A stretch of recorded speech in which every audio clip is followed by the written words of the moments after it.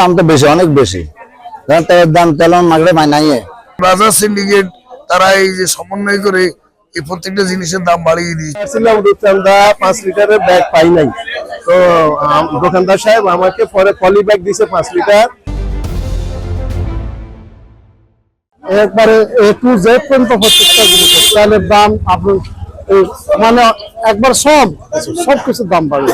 মাছ কন, চাউল কন, ডাল কন, আটা কন, চিনি কন, সবকিছুর দাম বেড়ে যাচ্ছে।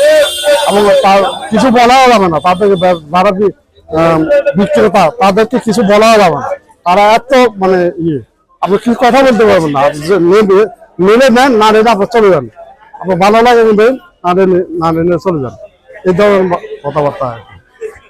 আপনার ক্ষীরা আমি কাঁচামরিচ কিনছি 40 টাকা করে কেজি, এখন আজকে বেচতেছে 80 টাকা কেজি।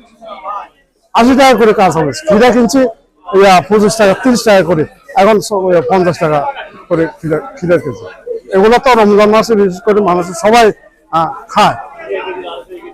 খায় এই জিনিসগুলা। আর সেটা যেটা বেশি প্রয়োজন রমজান মাসে মানুষের, সেটাই দাম বেশি নিচ্ছে। তেলের বোতলে শর্ট তেল, তারপরে আছে 1 কেজি কেজি তেল 220 টাকা করে বোতল গুলো। কি তেল সব মিলে সরকারে এটা এত বাজারে কোম্পানি থাকতে সরকারে কাজ দিয়েছে।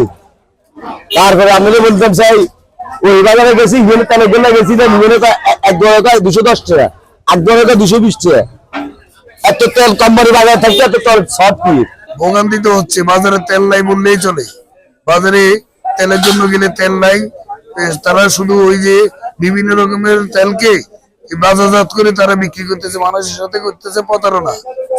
এই যেমন সুপার বা বিভিন্ন রকমের সোয়াবিনকে তারা সোয়াবিন তৈরি করে মানুষ থেকে হাতিয়ে নিচ্ছে টাকা। যেমন বাজার রেট যতই হয়, তারা এই প্রতি বোতল নিচ্ছে 1 কেজি বোতল নিচ্ছে 200 টাকা করে। আর তাছাড়া এই যে সবজির দাম এতদিন কম ছিল, আজ এই কদিন এই যে রমজানকে সামনে রেখে তারা হাতিয়ে নিচ্ছে অনেক টাকা। এবং জনগণ এই যে দৌড়াদৌড়ির মধ্যে আছে, স্বস্তি পাচ্ছে না।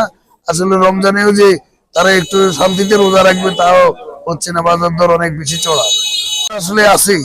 আমাদের এখানে এই যে বাজার সিন্ডিকেট তারা এই যে সমন্বয় করে এই প্রত্যেকটা জিনিসের দাম বাড়িয়ে দিয়েছে। অথচ রোজার 1 সপ্তাহ আগে 10 দিন আগে ছিল যেটা 10 টাকা 20 টাকা সবজি, এখন সেই বেগুন হয়ে গেছে 60 টাকা। অথচ এই টমেটো ছিল 10 টাকা 12 টাকা, এখন সেই টমেটো 30 টাকা বিক্রি করছে।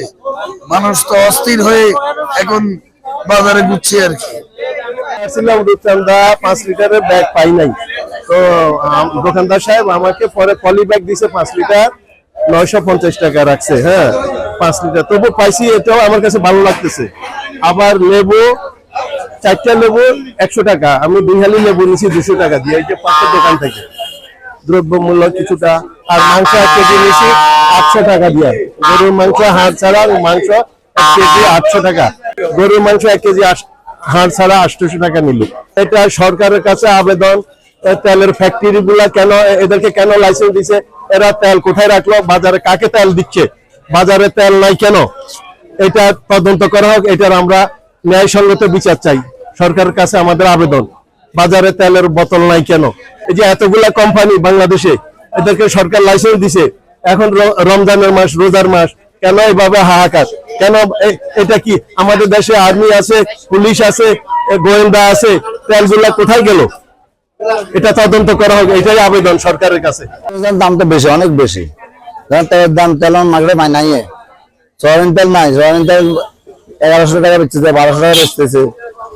আর নাই, খুব অভাব। সাধারণত অনেক বিদ্যেছে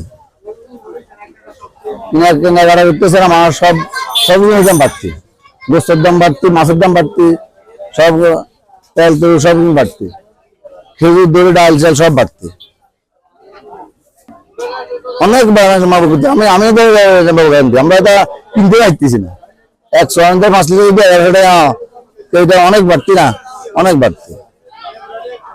সরকার তো এগুলো দেখতেছে না, সরকার তো এসব মনিটরিং করতেছে না, সিন্ডিকেট ভাঙতেছে না। সিন্ডিকেট ভাঙে যে তাহলে আরো কয়েক কমে যেত।